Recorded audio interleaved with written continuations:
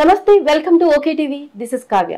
So ఈ రోజు మన ముందు తెలంగాణ ఉద్యమకారుడు గాదే ఎన్నయ్య గారు మనతో పాటు ఉన్నారు. నమస్తే సార్, ఎలా ఉన్నారు సార్? ఓకే, సో ఇప్పుడు మన ఏపీలో ఎలక్షన్స్ జరిగిపోయాయి, రిజల్ట్స్ కూడా వచ్చేసాయి, టీడీపీ గెలుపొందింది. సో దీని గురించి మీరు ఏం చెప్తారు? ఒక రకంగా చెప్పాలంటే ఇది భారతదేశ మొత్తం రాజకీయ చరిత్రలో ఎవరు ఊహించండి, ఏ సర్వేలకు అందనటువంటి, అంటే దాదాపుగా చాలా పెద్ద పెద్ద పేరుగాంచినటువంటి సంస్థలు కూడా ఎవరైతున్నారో అవి కూడా, అంటే మనకు ఒక రకంగా చెప్పాలంటే భారతదేశంలో సర్వేలు కానీ లేకపోతే స్ట్రాటజిస్ట్గా పేరుగాంచినటువంటి ప్రశాంత్ కిషోర్ కావచ్చు, పీకేగా చెప్పబడే ప్రశాంత్ కిషోర్, లేకపోతే ఇంకా మెయిన్ స్ట్రీమ్ ఛానల్స్గా, శాటిలైట్ ఛానల్స్గా ఉన్నటువంటి కావచ్చు, యూట్యూబ్ ఛానల్స్ కావచ్చు, లేకపోతే ప్రింట్ మీడియా కావచ్చు, ఇవన్నీ కూడా జాతీయ, అంతర్జాతీయ, స్థానిక అన్ని మీడియా సంస్థలు కూడా వాటి మీద ఇచ్చినటువంటి ప్రీ పోల్ కావచ్చు, ఎగ్జిస్ట్ పోల్ కావచ్చు, అన్నీ కూడా ఇప్పుడు వచ్చిన ఫలితాల కంటే చాలా భిన్నమైన ఫలితాలే చూపించినవి. వాటి ఒక రకంగా చెప్పాలంటే ఆంధ్రప్రదేశ్ ప్రజల నాడి పసిగట్టడంలో వీళ్ళందరూ కూడా విఫలమైందని చెప్పొచ్చు. మరి ఇంతమంది విఫలమైనప్పుడు జగన్మోహన్ రెడ్డి ఏం చేయగలుగుతాడు? వీళ్ళందరి యొక్క సమాచారమే కదా. ఇప్పుడు ఎప్పుడు కూడా ముఖ్యమంత్రులు, క్యాబినెట్, ఎమ్మెల్యేలు, ఎంపీలు, పాలక పక్షం ఎప్పుడు కూడా డిపెండ్ అయ్యేది, ఈవెన్ అధికారులు కూడా డిపెండ్ అయ్యేది అంతా కూడా ఇంటెలిజెన్స్ రిపోర్ట్ మీద ఆధారపడి ఉంటారు, లేకపోతే మీడియా సోర్సెస్ మీద ఆధారపడి ఉంటారు, లేకపోతే తన సొంత పార్టీ ఏదైతే కోటరీ ఉంటుందో వాళ్ళు ఇచ్చే ఇన్ఫర్మేషన్ మీద ఆధారపడి ఉంటారు. మరి కోటరీ ఆ సమాచారం ఫెయిల్ అయినట్టే, ఇంటెలిజెన్సీ ఫెయిల్ అయినట్టే, లేకపోతే మీడియా సంస్థలు ఫెయిల్ అయినట్టే, సర్వే సంస్థలు కూడా ఫెయిల్ అయినట్టే. ఈవెన్ ప్రశాంత్ కిషోర్, పీకే జగన్మోహన్ రెడ్డి ముఖ్యమంత్రి కావడానికి కారకుడు అని చెప్పబడినటువంటి వ్యక్తి కూడా ఆయనకు సుమారు 50 పైన వస్తాయన్నారు, 50 నుంచి 60 మధ్య వస్తాయని ఆయన బహిరంగంగా ప్రకటించాడు మీడియా ఇంటర్వ్యూస్లో. మరి ఇంగ్లీష్ ఛానల్ అయినా లేకపోతే ఇంక వేరే ఛానల్ అన్నీ కూడా చెప్పింది. కాబట్టి ఒక రకంగా చెప్పాలంటే ప్రజల నాడిని, ప్రజల తీర్పుని పసిగట్టడంలో అందరూ విఫలమైండ్రు అనేది మనకు అర్థమవుతున్నది. కాబట్టి దీన్ని పెద్ద ఆశ్చర్యంగా చూడాల్సినంత అవసరం లేదు. ప్రజలు కోరుకున్నారు, ప్రజలు అభిప్రాయపడ్డారు. ప్రజలు నేను అనుకోవడం అహంకారానికి, నిర్లక్ష్యానికి, బాధ్యత రాహిత్యానికి ఎప్పుడు కూడా సహించరు. ఆయన సంక్షేమ పథకాల, ఆయన అభివృద్ధి పథకాల అనేది ఒక్కడే చూడరు, నా సెల్ఫ్ రెస్పెక్ట్ ఏందో చూసుకుంటారు. తెలంగాణ లాగానే అక్కడ ఆంధ్రప్రదేశ్లో కూడా ముఖ్యమంత్రిని కలవాలంటే మంత్రులకు అవకాశం లేదు, ఎమ్మెల్యేలకు అవకాశం లేదు, అధికారులకు అవకాశం లేదు, సోషల్ యాక్టివిస్టులకు అవకాశం లేదు, లేకపోతే మన అనేక రకాల ఉద్యోగ సంఘాలకు అవకాశం లేదు, కార్మిక సంఘాలకు అవకాశం లేదు, మతపరమైన, కులపరమైన ప్రాతినిధ్యం వహించేటువంటి నాయకులకి అవకాశం లేదు. మరి ఇంకా ఎవరికి అవకాశం ఉన్నట్టు, ఎవరిని కలుస్తారు అన్నట్టు. కాబట్టి ప్రజలకి దూరమైన వాళ్ళు ఎప్పుడు కూడా ఇటువంటి ఫలితాలని చవి చూస్తారు. వాళ్ళు ఎంత పెద్ద పాలకులైనా కావచ్చు. అమ్మ బ్రిటిష్ పాలకుల కంటే వీళ్ళు పెద్దోళ్ళ, అమ్మ నిజాం కంటే పెద్దోళ్ళ, సూర్యాస్తమించని సామ్రాజ్యాన్ని ఏలినటువంటి బ్రిటిష్ పాలకులు అంతమంది ఎండు. జగన్మోహన్ రెడ్డిలు, చంద్రబాబులు, కేసీఆర్లు, లేకపోతే మోడీలు, యోగిలు, యాగీలు, వీళ్ళు ఎంత అసలు, వీళ్ళు చాలా చిన్నోళ్ళు. కాబట్టి ఇప్పుడున్న పరిస్థితుల్లో ఆంధ్రప్రదేశ్ ఫలితాలని మనము ప్రజలని తప్పుపట్టకుండా, ప్రజలు విశ్వాసఘాతకులని మాట్లాడడమో, కృతజ్ఞత లేని మాట్లాడడమో ఇది సరియైంది కాదు. దేని కృతజ్ఞత? నీ ఇంట్లో ఏమన్నా ఇచ్చినావా నాకు? నీ కష్టార్జితం ఏమన్నా నాకు ఇచ్చినవా? నీ చెమట చుక్కల కష్టార్జితం నాకు ఇచ్చినవా? నీ రెక్కల ముక్కలు చేసుకొని నాకేమన్నా నీ ఇంట్లో తీసుకొచ్చి నాకు పెట్టినవా? మీరు దోసుకున్నది, దాచుకున్నది ఏమన్నా తీసుకొచ్చి మాకు పెట్టిందా? పెట్టలేదు కదా. ఎమ్మెల్యేలు, మంత్రులు, ముఖ్యమంత్రి, పార్టీ వాళ్ళు కొంతమంది మాట్లాడుతూ ఉన్నారు ఇక్కడైనా అక్కడైనా. అరే ఇంత న్యాయం ఉంటుందా? ఇన్ని లక్షల మంది, కోట్ల మందికి అది ఏదో బటన్ నొక్కితే డబ్బులు పడ్డాయి కదా, ఇదైంది కదా, అదైంది కదా అని మాట్లాడుతున్నారు. ఎవరంటూ ఇచ్చిండ్రు? ఎవరి సొమ్ము అది? అది ప్రజల సొమ్ము, ప్రజల కష్టార్జితం, అది ప్రజలు కట్టిన ట్యాక్సుల ద్వారా వచ్చినటువంటి సమకూరినటువంటి డబ్బులు అవి. కాబట్టి ఇవాళ ప్రజలు కృతజ్ఞత లేదు. ప్రజల కృతజ్ఞత లేకపోతే నీకు 40% ఓట్లు ఎట్లు వస్తాయి? 40% ఓట్లు అయితే వచ్చినాయి కదా. ఎప్పుడు కూడా కాలమాన పరిస్థితులను బట్టి పాలకులు అనేవాడు తన పద్ధతులు మార్చుకోకపోతే కాలగర్భంలో కలిసిపోతారు. ఒకవైపు నీ వ్యతిరేకులు ఏకమైతా ఉంటే కనీస విచక్షణ లేకుండా, విజ్ఞత లేకుండా, మూర్ఖంగా ఇష్టం వచ్చిన రీతిలో ఎమ్మెల్యేలు మారుస్తుంది. ఇక్కడ నెల్లూరుని తీసుకొచ్చి ప్రకాశం జిల్లాలో పెడితివి, ప్రకాశం జిల్లాలో తీసుకొచ్చి కడప జిల్లాలో పెడితివి. వాని ఊరు తెలియదు, పేరు తెలియదు, ముఖం తెలియదు, వాడు ఏం తెలియదు తీసుకుపోయి పెడితే ప్రజలు ఏమన్నా గొర్రెలా అమ్మా? ప్రజలు డబ్బులు అడుగుతారు కావచ్చు, డబ్బులు తీసుకుంటారు కావచ్చు, తాగుతారు కావచ్చు, లేకపోతే ఇంకా వేరే రకమైనటువంటి అవసరాలు అడుగుతారు కావచ్చు. కానీ ప్రజలు ఓటేసేటప్పుడు చాలా విచక్షణతో ఓటేస్తారు. కూటమి వల్లే ఈ టీడీపీ వచ్చింది అని అన్నారు, దానికి మీరు ఏం చెప్తారు? అంతే, అది వాస్తవం. అది ఇప్పుడు ఒక్కటేనమ్మా, పెద్ద విచిత్రం ఏం కాదు. 2019లో కూడా టీడీపీకి 40% పైన ఓట్లు వచ్చింది, 41 దాకా వచ్చినాయి.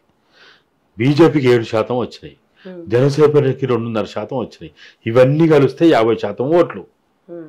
దీంతో పాటు అంటే 2019లోనే ఈ ముగ్గురు కలిపితే 50% ఓట్లు. వీటితో పాటు యాంటీ ఇన్కంప్లెన్స్ ఎట్లా ఉంటుంది?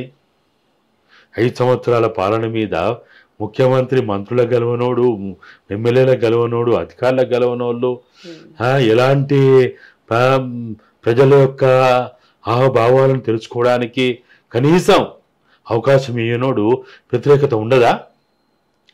పార్టీని మొత్తం నిర్వీర్యం చేసే వాలంటీర్లు అనే పేరుతోటి 11 మంది వాలంటీర్లు అనే పేరుతోటి నీకు గ్రామ స్థాయిలో ఉండే వార్డు మెంబర్లకు పని లేదు, సర్పంచ్కి పని లేదు, ఎంపీటీసీకి పని లేదు, జెడ్పీటీసీకి పని లేదు, నీ మా గ్రామ శాఖ, మండల శాఖ, పార్టీకి పని లేదు.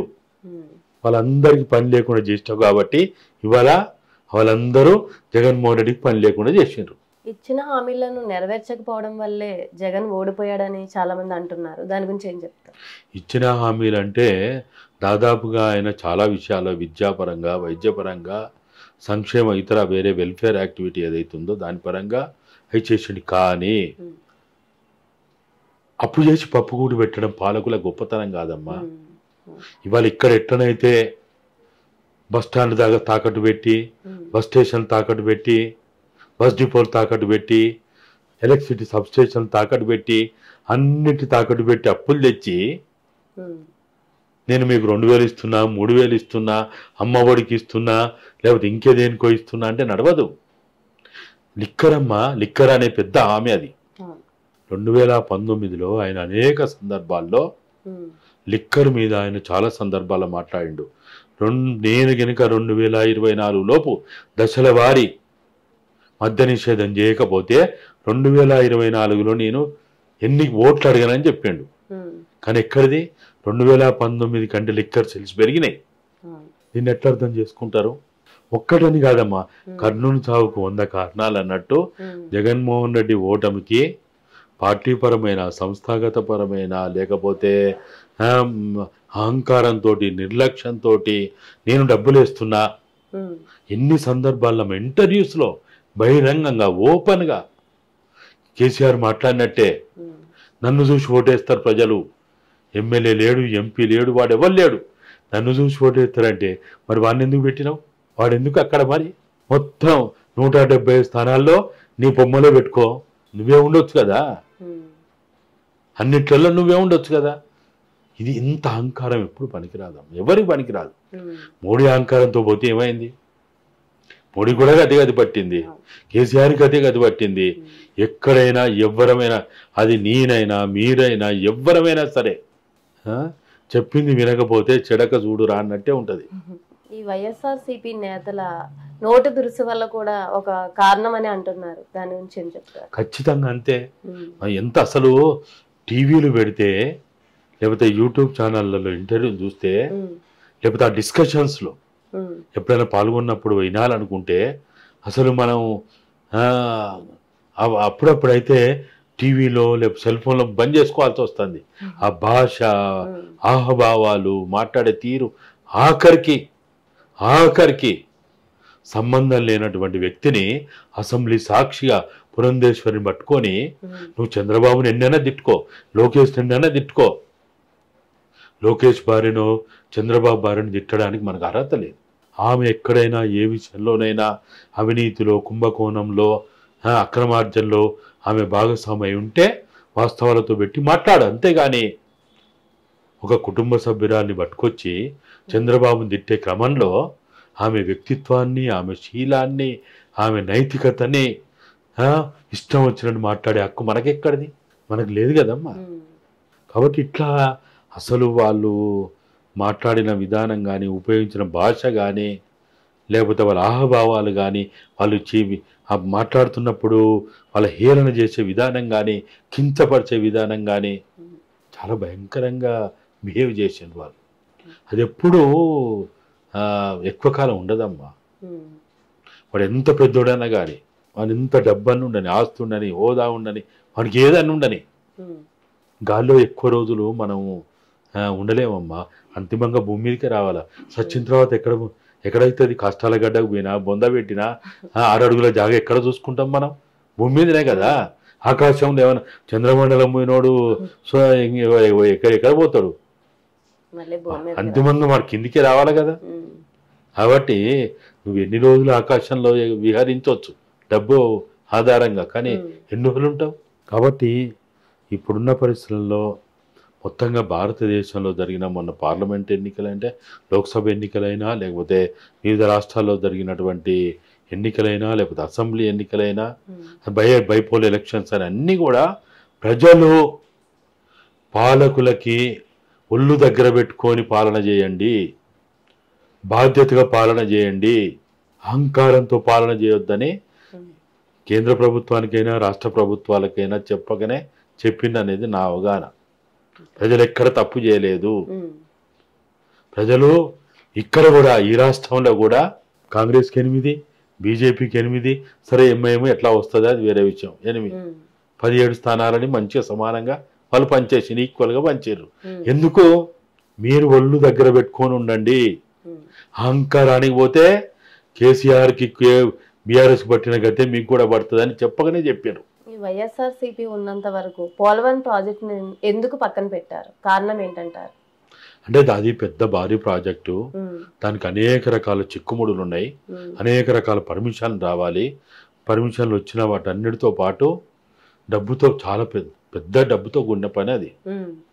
ఆయన అనేక వాటిల్లో ధరలు పెంచి, అనేక వాటిని కుదవబెట్టి అప్పులు తెస్తేనే సరిపోలే వాళ్ళు అనుకున్నటువంటి ఆ సంక్షేమ పథకాలు అమలు చేయడానికి. ఇక రోడ్లు బాగు చేయడానికి, ప్రాజెక్టులు కట్టడానికి, లేకపోతే ఇతర అభివృద్ధి కార్యక్రమాలు చేయడానికి డబ్బులు ఎక్కడి నుంచి వస్తాయమ్మా? కేంద్రం ఇవ్వాలి. కేంద్రం ఇచ్చినట్టు ముద్దాడినట్టు చేసింది. ఆఖరికి ఆయన మాటల్లో చెప్తేనే నేను నమ్మిన వాళ్ళు నాకు మోసం చేసిందని మొన్న ఆయన ఫలితాల తర్వాత మాట్లాడిన దాంట్లో అన్నాడు. మా కుటుంబ సభ్యులు కావచ్చు, ఎవరి పేర్లు చెప్పకుండానే నన్ను నమ్మిన వాళ్ళే నాకు మోసం చేసిండు అన్నారు. మరి బీజేపీని నమ్మితే మోసం చేసిండా? అమిత్ షా మోడీలు మోసం చేసిండా? లేకపోతే కుటుంబ సభ్యులు చేసిండా? పార్టీ వాళ్ళు చేసిండా? మంత్రులు చేసిండా? ప్రజలైతే మోసం చేయలే. ప్రజలు మోసం చేసిండా అనడానికి ఎక్కడ కూడా ఆధారాలు లేవు. ప్రజలు మోసం చేస్తే నీకు 40% కాదు కదా, 20% కూడా ఓట్లు రాకపోయి ఎట్లా వస్తాయి? వాళ్ళే గెలిపించారు కదా ఫస్ట్ లో. మరి ఇప్పుడు కూడా 40% ఓట్లు అంటే మామూలు కాదమ్మా, మామూలు విషయం కాదు. అది నిలబెట్టుకోవాలి.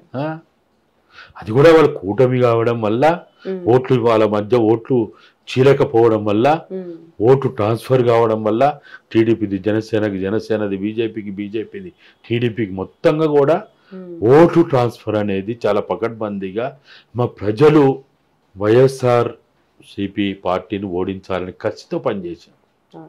ఇక్కడ ఎట్లనైతే కేసీఆర్ ఓడించాలని కసితో పనిచేసిండ్రో, ఇక్కడ కాంగ్రెస్ పార్టీ గెలుపు కాదు, ఇక్కడ ఆడ కూటమి గెలుపు కాదు, ప్రజల గెలుపు. అది కూటమి వాళ్ళేమో పేద గొప్పోళ్ళు, పెద్ద అభివృద్ధి చేస్తారు, నీతిమంతులని కాదు, పెద్ద దొంగను దించి చిన్న దొంగను ఎత్తుకున్నారు వాళ్ళు.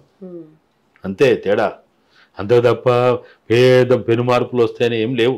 చిన్న చిన్న మార్పులు రావచ్చు. 3 రాజధానులు పోయి 1 రాజధాని పేరు వచ్చి అమరావతి రావచ్చు. ఇప్పుడు వాళ్ళకి అనుకూలించిన పరిస్థితి ఏంటంటే కేంద్రంలో సంకీర్ణ ప్రభుత్వం రావడం వల్ల చంద్రబాబు నాయుడికి ఒక అనుకూలమైన వాతావరణం ఏర్పడింది. సరే, ఇది 2014లో కూడా ఉంది. 2014లో కూడా ఆ రోజున ఎన్డీఏ ప్రభుత్వంలో 2 మంత్రి పదవులు ఉన్నాడు కదా ఆయన, అశోక్ గజపతి రాజు, ఇంకెవరో మంత్రి పదవులు ఉన్నారు. ఈ రాష్ట్ర ప్రభుత్వంలో కూడా బీజేపీ వాళ్ళు మంత్రి పదవులు ఉన్నారు, శ్రీనివాసరావు ఎవరో ఉండే. కాబట్టి ఇది 2014లో చూసిందే, ఇప్పుడు కొత్త ఏం కాదు. ఎన్డీఏ ప్రభుత్వంలో ఆ రోజేమో ఎన్డీఏ ప్రభుత్వంలో భాగస్వామి ఉన్నాడు. ఇప్పుడు సంకీర్ణ ప్రభుత్వం ఇది బీజేపీ ప్రభుత్వం కాదు. ఆ రోజు బీజేపీ ప్రభుత్వంలో ఆయన ఉన్నాడు, ఈ రోజు బీజేపీ ప్రభుత్వం కాదు. ఇది బీజేపీకి 2040 వచ్చాయి, 32 మంది ఇంకా తక్కువ ఉన్నారు వాళ్ళకి. కాబట్టి ఇది 100% ఇది సంకీర్ణ ప్రభుత్వం కేంద్రంలో ఏర్పడబోయేది. కాబట్టి సంకీర్ణ ప్రభుత్వంలో ఉండడం వల్ల ఆయనకి అదనంగా కొన్ని ఫలితాలు వస్తాయి.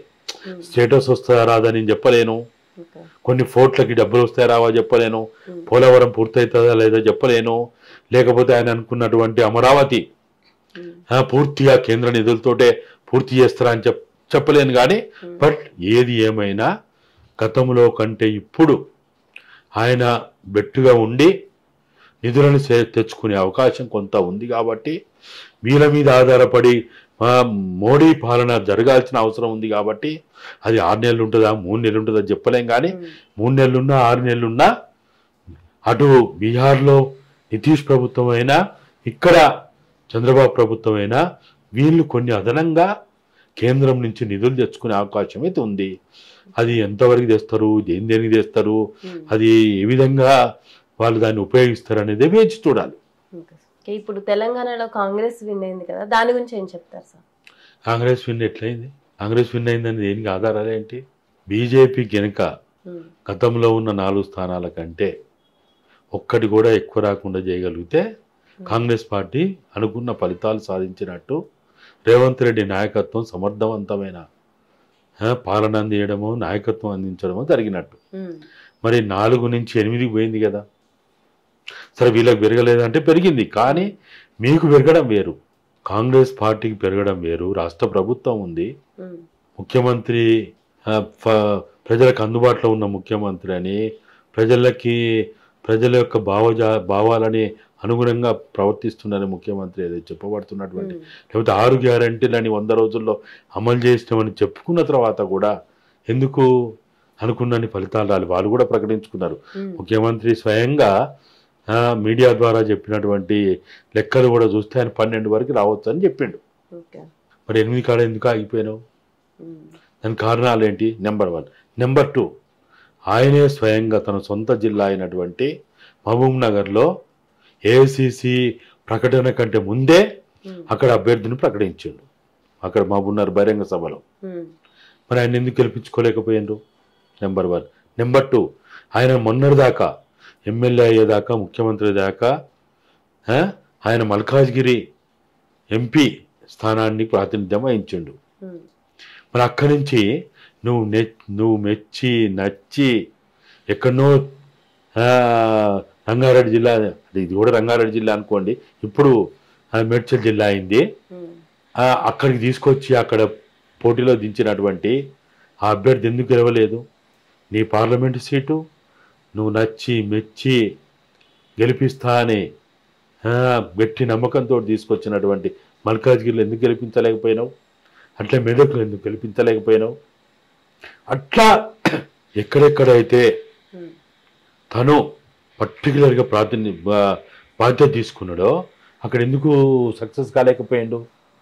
అప్పుడు అయితే రేవంత్ రెడ్డి పాలన కావచ్చు, ఆయన నాయకత్వం కావచ్చు, ఈ గడిచిన ఈ 4-5 నెలల కాలంలో ఆయన పరిపాలన పట్ల ప్రజల యొక్క ఆదరణ కావచ్చు మనకు కనపడేది. బీజేపీ పార్టీకి మీరు చూడండి, 8 అసెంబ్లీ స్థానాలు ఉన్నటువంటి బీజేపీకి 8 పార్లమెంట్ స్థానాలు వచ్చినాయి. 64 స్థానాలు ఉన్నటువంటి కాంగ్రెస్ పార్టీకి ఎన్ని పార్లమెంట్ స్థానాలు రావాలి? ఎన్ని వచ్చినాయి? లెక్కలే కదా ఇవి, లెక్కలే కదా. 8 బీజేపీకి ఉంటే అసెంబ్లీ స్థానాలు ఎన్ని? వాళ్ళకి 8. వాళ్ళకి పార్లమెంట్ స్థానాలు 8 వచ్చినాయి, ఈయనకు 64 ఉన్నాయి పార్లమెంట్ స్థానాలు. మరి ఎందుకు రాలేకపోయినాయి? దీని లోపం ఏంటిది? కారణం ఏంటిది? ఇవన్నీ కూడా ఏంటంటే సమీక్ష చేసుకోవాలి. విచక్షణతో కూడినటువంటి, విజ్ఞతతో కూడినటువంటి పాలకులు ఎప్పుడు కూడా, రాజకీయ నాయకులు ఎప్పుడు కూడా ఇటువంటి వచ్చినప్పుడు ఎవరైనా విమర్శిస్తే, ఎవరైనా విషయాలు చెప్తే దాన్ని విమర్శగా చూడొద్దు, సద్విమర్శగా చూడాలి. వాడెవడు చెప్పేటోడు, వీడెవడు చెప్పేటోడు అని అంటే ఇక మరి నీకు తెలియదా ఎవడు చెప్పొద్దా? ఎట్లా మరి? అద్దం ముందుకు పోయి మన ముఖం ఎందుకు చూసుకుంటాం? మన ముఖమే కదా, అద్దం ముందుకు ఎందుకు పోతాం? అద్దం ముందుకు పోతే నా ముఖంలో ఏముంది, ఎట్లుంది అనేది, ఏమేమి లోపాలు ఉన్నాయో తెలుసుకోవడం కోసం అద్దం ముందుకు పోతాం. అట్టనే ఎవరైనా పాలకుల మీద, పార్టీ పెద్దల మీద, మీలాంటి వాళ్ళు మాలాంటి వాళ్ళు ఇటువంటి విషయాలు చెప్తున్నప్పుడు వాళ్ళు దీన్ని సద్విమర్శగా స్వీకరించాలి, మంచి మనసుతో స్వీకరించాలి. నేను అనుకోవడం ఇక్కడ మీరు అన్నట్టు, మీరు భావించినట్టు కాంగ్రెస్ పార్టీ మెరుగైనటువంటి ఫలితం అయితే సాధించలేదు. సరే, అట్లా అని చెప్పి దానికి కారణాలకు చాలా ఉండొచ్చు. ఎందుకంటే జాతీయ స్థాయిలో మోడీ ప్రభావం కావచ్చు, లేకపోతే ఇతరత్ర ఇంకా వేరే రకాల బీఆర్ఎస్ ఫెయిల్యూర్ కావచ్చు. బీఆర్ఎస్ కనుక తను ఎంతైతే గతంలో ఓట్ బ్యాంకుని సమకూర్చుకున్నదో ఆ విధంగా పర్ఫామ్ చేసి ఆ ఓట్ బ్యాంకుని సాధించుకుంటే బీఆర్ఎస్కి, బీజేపీకి ఇన్ని సీట్లు వచ్చాయి కాదు. మరి బీఆర్ఎస్ ఓట్లు నువ్వు ఎందుకు తీసుకొచ్చుకోలేకపోయినావు? బీజేపీకి ఎందుకు పోయినాయి? ఇట్లా అనేకమైనటువంటి విషయాలు పరిగణలో తీసుకున్నప్పుడు ఏది ఏమైనా ఇప్పుడు వచ్చినటువంటి ఫలితాలని మంచి మనసుతోటి, పెద్ద మనసుతోటి, ముందు చూపుతోటి దీన్ని ఆలోచించి ఇప్పుడు జరిగినటువంటి పొరపాట్లు, తప్పులని సవరించుకుంటూ ప్రజల అభిమానం చూరగొనడానికి, ప్రజలకు ఇచ్చిన వాగ్దానాలు నెరవేర్చడానికి ప్రయత్నం చేస్తే తప్పనిసరిగా వీళ్ళకి భవిష్యత్తు ఉంటుంది. ఈ వచ్చిన ఫలితాలను బట్టి రేవంత్ పాలనకి ముప్పు ఉందనో, లేకపోతే ఆయనకి ఇంకా భవిష్యత్తు లేదనో ఏం చెప్పలేం. అట్లేముండదు. ఆటుపోట్లు ఉంటాయమ్మా ఫలితాలు అనేవి. ఒకసారి గెలుస్తాడు, ఒకసారి ఓడుతాడు. ఇప్పుడు గెలిచినోడు మళ్ళీ ఓడిపోతాడు, ఓడిపోయినోడు గెలుస్తాడు. ఇట్లా అనేక రకాల కారణాలు ఉంటాయి. గెలుపు ఓటముల కులమానుగానే మనం స్పష్టంగా చూడలేం. అది ఆ రోజుకే సరిపోతుంది. ఇప్పుడు 8 సీట్లు వచ్చినాయి ఎంపీ సీట్లు బీజేపీకి. 6 నెలల తర్వాత వస్తాయో రావు ఎవరిని తెలుసు. అక్కడ జగన్మోహన్ రెడ్డికి ఇప్పుడు 11 మాత్రమే వచ్చినాయి. ఇంకా 6 నెలల తర్వాత ఆ 11 110 అయితే ఏమో ఎవరికి తెలుసు. మనం చూస్తున్నాం కదా ఎప్పుడు ఏమయ్యేది, ఎట్లా అయ్యేది. ఇప్పుడు మనం మొన్న చూసినాం ఇదే Secunderabad cantonment by election, last time ఎలక్షన్లో ఇప్పుడు గెలిచిన అభ్యర్థి లాస్ట్ టైం బీజేపీ తరఫున పోటీ చేసి ఓడిపోయాడు. మరి అదే బీజేపీ అభ్యర్థి కాంగ్రెస్ పార్టీ బీఫామ్తో పోతే ఇప్పుడు గెలిచిండు. మరి ఇప్పుడు అభ్యర్థి గొప్పతనమా, లేకపోతే బీఫామ్ గొప్పతనమా, లేకపోతే కాలం యొక్క గొప్పతనమా? ఒక్కటని చెప్పలేము. అని మల్టిపుల్ రీజన్స్ ఉంటాయి ఎప్పుడు కూడా. కాబట్టి ఇప్పుడున్న పరిస్థితులలో అయితే తెలంగాణలో తెలంగాణ ప్రజలు, ఓటర్లు ఇచ్చినటువంటి తీర్పు అటు బీజేపీకైనా ఇటు కాంగ్రెస్కైనా సరే చతికిలబడ్డా, లేకపోతే ఇప్పుడు ఇంకా పూర్తిగా ఆగమాగమవుతున్నటువంటి బీఆర్ఎస్కైనా ప్రజలు వాళ్ళు ఇచ్చినటువంటి తీర్పుని సమీక్ష చేసుకొని వాళ్ళ తప్పులు వాళ్ళు గ్రహించి, తప్పులు ప్రజల మీద నెట్టొద్దు ఎప్పుడు కూడా. నువ్వు తప్పు చేసి ప్రజల మీద నెడితే ఎట్లా? ఇప్పుడు నేను తప్పు చేసినా అమ్మా, మీ మీద నెడితే ఎట్లా? నేను పరీక్ష సరిగా రాయలే, వాడు దిద్దేటోడు సరిగా దిద్దలే, క్వశ్చన్ పేపర్ ఇచ్చినోడు సరిగా దిద్దలే అని మాట్లాడితే దానికి అర్థం ఏముంటుంది? కాబట్టి ఇప్పుడున్న పరిస్థితుల్లో అయితే ప్రజలు మంచి తీర్పు ఇచ్చిండ్రు. దేశంలోనైనా రాష్ట్రాల్లోనైనా అన్ని పార్టీలకైనా వాళ్ళు ప్రజలు తీర్పు మంచిగానే ఇచ్చిండ్రు. సరే, దీంట్లో కొన్ని ఈవీఎంల మార్చం ఉందంటున్నారు, ఉండొచ్చేమో చెప్పలేము. కానీ ఏది ఏమైనా ఈవీఎంల పరిగణలో తీసుకుంటూనే, ఈవీఎంల ద్వారా జరిగిన ఒకవేళ లోపాలు, నష్టం ఉంటే దాన్ని పరిగణలో తీసుకుంటూ, టెక్నికల్ రాజ్యాంగ పరంగా దాని మీద కొట్లాడుతూనే ప్రజలు ఇచ్చిన తీర్పుని హేళన చేయకుండా, ప్రజలను అవమానపరచకుండా, అగౌరవపరచకుండా, ఈ పాలన కాలంలో జరిగిన మీ తప్పులను కూడా మీరు దృష్టిలో పెట్టుకోండి, మీరు పరిగణలో తీసుకోండి, మీ పద్ధతులు మార్చుకోండి, మీ ప్రవర్తన మార్చుకోండి అని మాత్రమే నేను ఈ మొత్తం అన్ని పార్టీలకు కూడా నేను చెప్పగలుగుతా.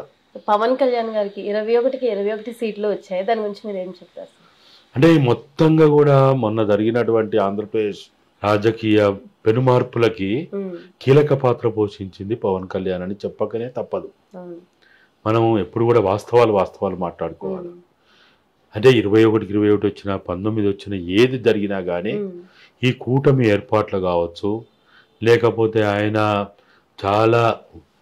2 చోట్ల పోటీ చేసి 2 చోట్ల ఓడిపోయినా ఆయన ఈ 5 సంవత్సరాల కాలంలో అనేక రకాలైనటువంటి బెదిరింపులను కావచ్చు, అడ్డంకులను కావచ్చు, లేకపోతే పార్టీకి జరుగుతున్న అనేక రకాల నష్టాలను కష్టాలను ఎదుర్కొంటూ కావచ్చు, ప్రజలకు అండదండలుగా ఉంటూ ఒక రకంగా చెప్పాలంటే అత్యంత బాధాకరమైన పరిస్థితిలో ఉన్నప్పుడు, సంక్షోభంలో ఉన్నప్పుడు చంద్రబాబు నాయుడికి రాజకీయాల్లో ఉండడా అనే దశలో ఈయన ఆయన పార్టీకే కాదు, ప్రజలకే కాదు, పార్టీకి కూడా ఒక ధైర్యాన్ని ఇచ్చి, చంద్రబాబు కూడా ధైర్యాన్ని ఇచ్చి ఆయన ముందుకు నడపడంలో కీలక పాత్ర పోషించాడు.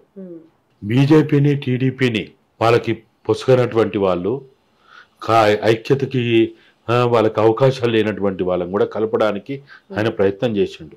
ఓ దశలో బీజేపీ కూడా వద్దనే ఆలోచనలో ఉండే, కానీ అటువంటిది కాకుండా మొత్తంగా ఓటు చీలొద్దు, వైఎస్ఆర్సీపీ జగన్మోహన్ రెడ్డి వ్యతిరేక ఓటు చీలొద్దనే ఏకైక పట్టుదలతోటి ఆలోచనతోటి ఆ తంత్రం అంటాం కదా, అదేదైతే ప్రయోగించిండో అది దాంట్లో సక్సెస్ రేట్ అక్కడ ఉంది. ఎప్పుడు కూడా నేను కూడా పదే చెప్తుంటా, మనం చీలిపోతే ఓడిపోతాం, మనం కలిస్తే గెలుస్తాం, విడిపోతే ఓడిపోతాం. అందుకనే ఈ సూత్రాన్ని విడిపోతే ఓడిపోతాం అనే ఒక గతంలో జరిగిన అనుభవంలో కావచ్చు, అవగాహన వల్ల కావచ్చు, బుద్ధి తెచ్చుకోవడం వల్ల కావచ్చు, పవన్ కళ్యాణ్ ఈసారి ఓటు చీలొద్దు, మీరు మొత్తం ఆయన ఉపన్యాసాలు ఎక్కడైనా చూడండి, వైఎస్ఆర్సీపీ ఓటు చీలొద్దు అని పదే ఆయన చెప్పిండు, ప్రజలతోటి చెప్పించుడు. అది బాగా పనిచేసింది.